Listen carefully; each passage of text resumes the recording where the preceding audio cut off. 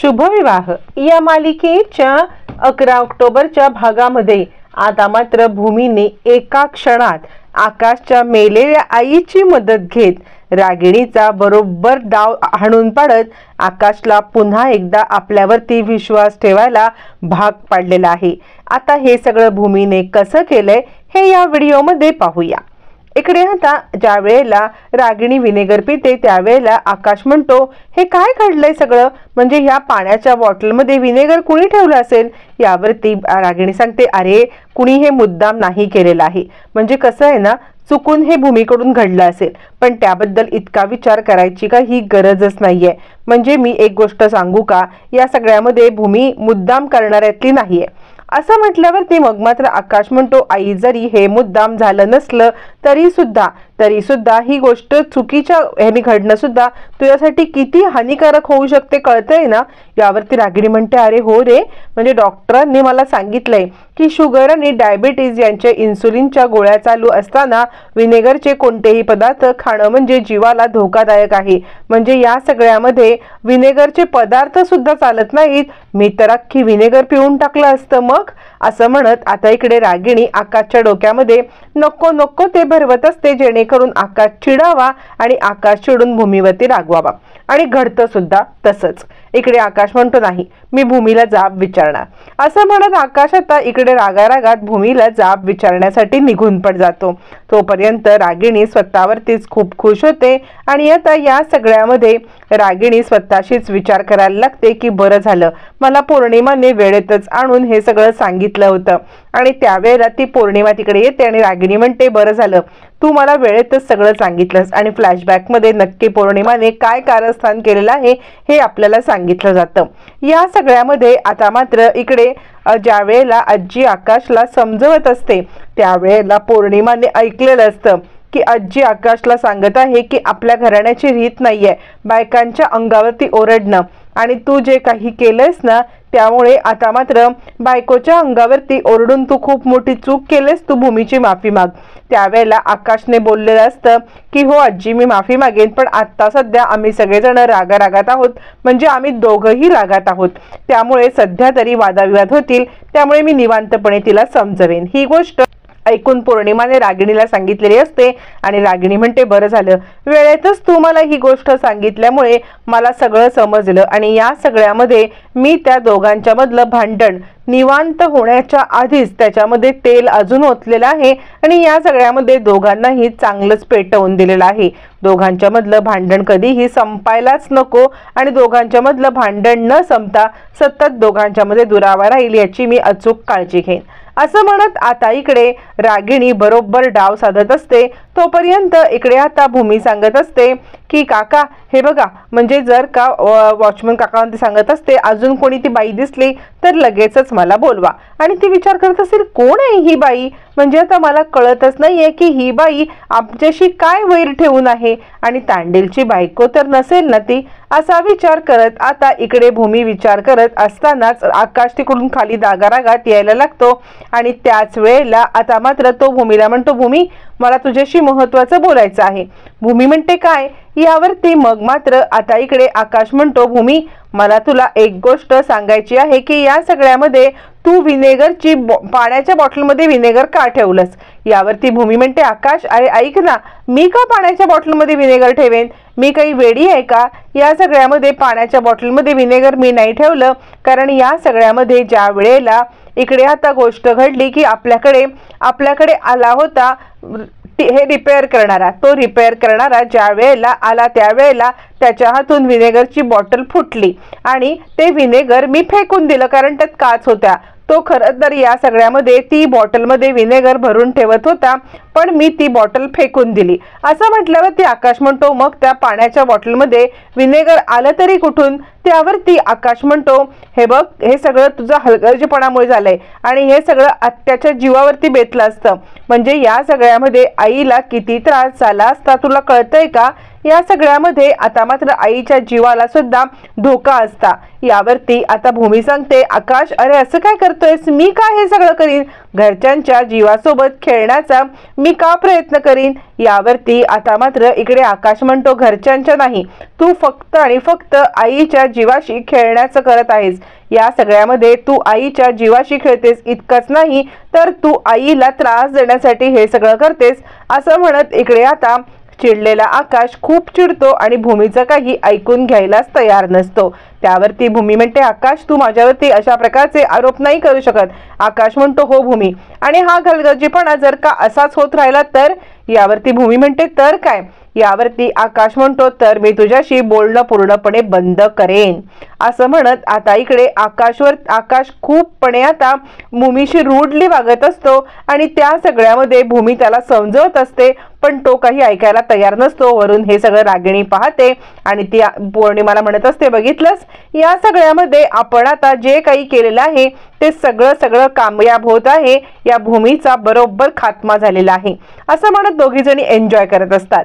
त्याच वेळेला कट्टू आपल्याला एक वेगळा सीन दाखवला जातो, ज्या सीन मध्ये आकाश निघालेला असतो ऑफिसला जायला आणि भूमी त्याला टिफिन देत असते। आकाश ऐक ना, हा टिफिन घे, असं म्हणत ती आता आकाशला टिफिन देते। आकाश तो टिफिन घेऊन निघणार, त्यावेळेला आकाश म्हणतो, भूमी तुला ऑफिस मधून फोन करेन बरं का, तुझा आवाज ऐकला की मला बरं वाटतं। यावरती भूमी म्हणते, आकाश आता तू इथून निघशील ना तर ऑफिसला वेळेत पोहोचलास ना तर मला कॉल करशील, चाललंय काय, आज तुझी मीटिंग होती आणि तुझं काय चाललंय। यावरती आकाश म्हणतो, मीटिंग असली म्हणून काय झालं, मला तुझ्याशी बोलण्यासोबत कोणी अडवू शकत नाही, मीटिंग काय होतच राहतात, तुझा आवाज ऐकला की मला खूप छान वाटतं, असं म्हणत आकाश आता भूमीला सोडून जायला बिलकुल तयार नसतो। भूमी म्हणते, आकाश आता हे अति होतंय, हा चल बरं निघ इथून, असं म्हणत ती आकाशला ऑफिसला यायला सांगत असते। आकाश म्हणतो, नाही तुला सोडून जायचं माझं बिलकुल मन नाहीये। भूमी म्हणते, अरे काय असं करतोस, एक दिवस असा येईल की इतक्या वेळा माझा आवाज ऐकून तुला या सगळ्यामध्ये कंटाळा येईल बरं का। यावरती आकाश म्हणतो, तुझा आवाज ऐकून आणि मला कंटाळा, असं कधीतरी होणं शक्य आहे का की तुझा आवाज ऐकून मला कंटाळा येईल, असं होणं शक्य नाहीये। या सगळ्यामध्ये तू जे काही करतोयस ना, तू निघ बरं आता, असं म्हणत आकाश म्हणतो, खरंच निघू भूमी, खरंच निघू, असं म्हणत आकाश भूमीला मिठी मारतो आणि भूमी म्हणते, बास झाला, हा तुझा हा वात्रटपणा बंद कर, या सगळ्यामध्ये हा वात्रटपणा आता तुझा अति चाललाय, असं म्हणत भूमी आकाशला मिठी मारते आणि आता त्याला तिकडून जायला सांगते। आकाश ज्या वेळेला निघत असतो त्यावेळेला हे सगळी घटना आठवून भूमी रडत असते, म्हणजे भूमी फ्लॅशबॅक मध्ये जाऊन या सगळ्यामध्ये सगळं आठवत असते आणि त्याच वेळेला तिच्या नजरेसमोर आता मात्र सगळं मागचं दृश्य आलेलं असतं। मागचं दृश्य आल्यामुळे भूमीला खूप वाईट वाटतं आणि ती पुन्हा एकदा फ्लॅशबॅक मध्ये रंबत असताना तिकडे रागिणी येते। तिच्या हातामध्ये रागिणी आता रुमाल देते आणि सांगते, हे घे, म्हणजे आतापर्यंत तुला वाटत होतं की आकाश भूमी हे एकमेकांपासून दूर जाऊ शकतच नाहीयेत, पण बघितलंस ना, या सगळ्यामध्ये मी तुला कशा पद्धतीने मी तुला पूर्णपणे हलवून टाकलेली आहे, कळतंय ना तुला भूमी, तुझ्या बाबतीत जे काही घडतंय ना ते सगळं मी घडवून आणलेलं आहे, असं म्हणत रागिणी आता मात्र भूमीला पूर्णपणे हादरवून टाकते। त्यावरती भूमी म्हणते, नाही आत्या, तुम्ही जे काही घडवलत ना तो तुम्हाला वाटते की तुम्ही गेम खेळलेला आहेत, पण या सगळ्यामध्ये खरा गेम तर उद्या होणार आहे। यावरती रागिणी म्हणते, गेम होणार, काय गेम आता अजून नवीन आहे। यावरती भूमी म्हणते, कधी कधी असे चमत्कार घडतात ना की त्याची तुम्ही कल्पना सुद्धा करू शकत नाही। यावरती रागिणी म्हणते, चमत्कार, अगे चमत्कार हे सगळे फक्त आणि फक्त देवळात घडत असतात, हे चमत्कार इथे नाही घडत, किंवा हे चमत्कार झालं, हे कलियुग आहे, या कलियुगामध्ये कोणत्याही प्रकारचा चमत्कार मात्र घडत नाही। यावरती आता भूमी सांगते, चमत्कार तर घडतात, पण हे चमत्कार घडण्यासाठी तुमच्यासारखे माणसं नाही तर या सगळ्यामध्ये चांगल्या माणसांसोबत चमत्कार घडतात। तुम्हाला माहिती आहे ना, तुम्हाला माहिती आहे की आपण देवीची आरती म्हणताना 10वं म्हणजे शेवटचं कडवं काय म्हणतो, त्या कडव्यामध्ये हेच सांगितलेलं आहे की दुष्टांचा संहार करण्यासाठी देवी कोणत्याही रूपात काहीही करू शकते, किती काही झालं तरी देवी या सगळ्यामध्ये देवी आता कोणतेही रूप घेऊ शकते दुष्टांचा संहार करण्यासाठी।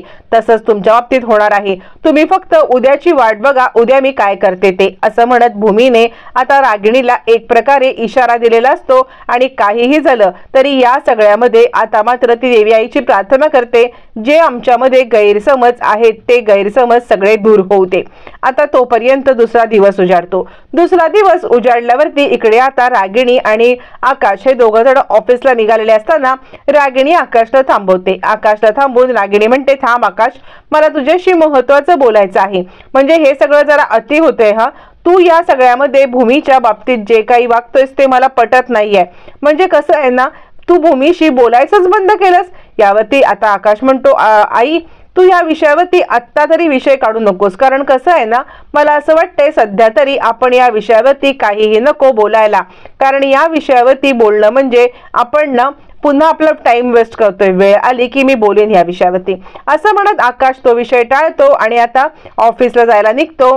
तोपर्यंत आता मात्र या दोघांचं बोलणं तसंच राहत असताना आतून भूमीचा मोठ्याने आवाज ऐकायला येतो. भूमीचा आवाज ऐकल्यावरती मग मात्र आकाश म्हणतो, काय झालं? भूमी किंचाळते आहे वाटते. मग रागारागात आता इकडे रागिणी विचार करते, काय ह्या भूमीने नवीन नाटक काढलंय, आणि ती सुद्धा मागोमाग जायला लागते. तोपर्यंत इकडे आता भूमी ओरडत असते. आकाश येतो, काय झालं भूमी, काय झालं भूमी, असं म्हणत तो भूमीच्या जवळ येतो. त्यावेळेला भूमी म्हणते, आकाश आकाश आकाश हे बघ काय इकडे. यावरती आकाशला कळत नसतं की काय आहे, भूमी कशाबद्दल बोलते. त्यावरती आकाश म्हणतो, काय झालंय भूमी, बोल तरी. यावरती भूमी सांगते, आकाश मी इकडे आईला पाहिलं. आता मात्र आकाशला धक्का बसतो, आई, आणि आईला इकडे कसं काय पाहिलंस? त्यावरती रागिणी म्हणते, अगं भूमी काय झालं असेल माहितीये का, या सगळ्यामध्ये तुला न आकाश तुझ्याशी बोलत नाहीये ना, ही गोष्ट खूप मनाला सलत असेल, आणि ती गोष्ट सलत असल्यामुळे तुझं काय होत असेल माहितीये का, तुला या सगळ्यामध्ये भास होत असेल की तुला आई दिसले म्हणून. खरं सांगू का तर हा तुझा भास आहे. यावरती भूमी म्हणते, पण मला माझी आई दिसेल ना, असं काही असेल तर. पण माझी आई मला दिसलीच नाहीये, मला दिसली ती आकाशची आई, मला आकाशची आई दिसली, असं म्हटल्यावरती आता मात्र इकडे सगळेच जण हादरतात. त्यावरती रागिणी म्हणते, काय सांगायचं असेल माझ्या सुनेला, माझ्या सुनेला काय सांगायचं असेल म्हणून ती या सगळ्यामध्ये भूमीला सारखं सारखं दर्शन देत आहे, किंवा मगाशी दिवशी आकाशला पण दर्शन दिलं. नक्की काय याच्या मनामध्ये आहे, किंवा नक्की काय आता माझ्या सुनेच्या मनामध्ये आहे, हे मला जाणून घेतलंच पाहिजे, असं म्हणत आता मात्र आजी आता खूप मोठ्या विचारात पडले. यावरती आकाश म्हणतो, हो म्हणजे खरं सांगायचं तर या सगळ्यामध्ये नक्की काय प्रकार घडलाय हे मला पण जाणून घ्यायचं आहे. कारण खरं सांगायचं तर आई मला पण दिसली होती, आणि मला पण दिसल्यामुळे मला आता एक शंका येते की या सगळ्यामध्ये आई आम्हाला का सारखी दिसते आहे, आणि आई अशी दिसून आम्हाला काय सांगण्याचा प्रयत्न करते आहे. यावरती आता मात्र भूमी रागिणी सांगते, आपल्याला ऑफिसला निघायला पाहिजे. आई तू एक काम कर, तू या सगळ्यामध्ये भूमीला घेऊन आता इकडे बस, देवाच्या मंदिराच्या इथे बस, आणि आता तिकडे भूमीला घेऊन बसलीस ना तर एक गोष्ट तुला कळेल की तिला पण जरा शांती मिळेल, आणि तू तिच्या बाजूलाच बस, असं म्हटल्यावरती मग मात्र आता इकडे भूमीला घेऊन आजी आता देवाच्या इकडे बसण्यासाठी जात असते. त्याच वेळेला आता मात्र आकाशला सांगते, रागिणी चल आपल्याला निघायला पाहिजे, कारण किती काही झालं तरी ऑफिसचं काम चुकवून चालणार नाही, असं म्हणत ती आकाशला घेऊन निघते. आणि त्याच वेळेला आकाश भूमीकडे पाहतो, भूमी आकाशकडे पाहत असते, आणि ती आकाशला आपल्या नजरेत खरं तर थांबायला सांगत असते. पण आकाश भूमीकडे पाहतो, आणि तो तिच्याकडे पाहून न पाहिल्यासारखं करून आता मात्र तिकडून निघून जात असतो. त्यावेळेला आता रागिणीला मिठी मारत भूमी सांगते, बघितलंत ना आत्या, मी तुमचाच डाव तुमच्यावरती कसा उलटवला ते, असं म्हणत ती आता रागिणीला मिठी मारते आणि म्हणते, कसं आहे ना, माझ्या एका हाकेवरती आकाश कसा धावत माझ्यापर्यंत आलाय, पाहिलत ना तुम्ही. आकाशला मी नुसती हाक मारली, त्यामुळे तुम्ही आम्हाला शरीराने जरी वेगळं करण्याचा प्रयत्न केला असला तरी मनाने आम्ही दोघं जण एकच आहोत. मनाने तुम्ही आम्हाला वेगळं करण्याचा प्रयत्न करू शकत नाही, असं म्हणत भूमीने रागिणीला अचूक मात दिलेली असते. आणि त्यावरती आता मात्र इकडे निघताना भूमी आकाशकडे त्या नजरेने पाहते की जेणेकरून आकाश थांबला पाहिजे, पण आकाश निघून जातो. त्यावरती मग मात्र भूमी सांगते, आकाश, मनातल्या मनात भूमी निश्चय करते की काहीही झालं तरी आकाश तुला या सगळ्यामध्ये परत यावं लागेल. आणि आकाश खरंच परत येतो. त्यावेळेला इकडे आजी म्हणते, काय रे तू परत आलास? यावरती आकाश म्हणतो, काही नाही, हिला सकाळी आई दिसली ना त्यामुळे मलाच अस्वस्थ वाटलंय म्हणून मी आलो. यावरती मग मात्र आजी म्हणते, कशाला तू कशाला इतके सगळे आडेवेडे घेतोयस? तू या सगळ्यामध्ये एक नीटपणे सांगून टाक ना की तुला भूमीची आठवण येत होती आणि म्हणून तू इकडे आलेला आहेस. इतके आडेवेडे घेण्याची काहीही गरज नाहीये. यावरती आता मात्र आकाश भूमीची काळजी घेण्यासाठी थांबल्यावरती रागिणी त्याला म्हणते, बरं झालं तू खरं तर आलास, तू आता भूमीशी बोल सुद्धा बरं का. यावरती आकाश म्हणतो, नाही नाही, मी खरं तर काळजी घ्यायला भूमीची आलोय, कारण मला तिची काळजी वाटते. तिची काळजी घेणं हे माझं कर्तव्य आहे आणि त्यापासून मी कधीही दूर जाणार नाही. पण तरी सुद्धा किती काही झालं तरी मी भूमीला माफ करू शकत नाही.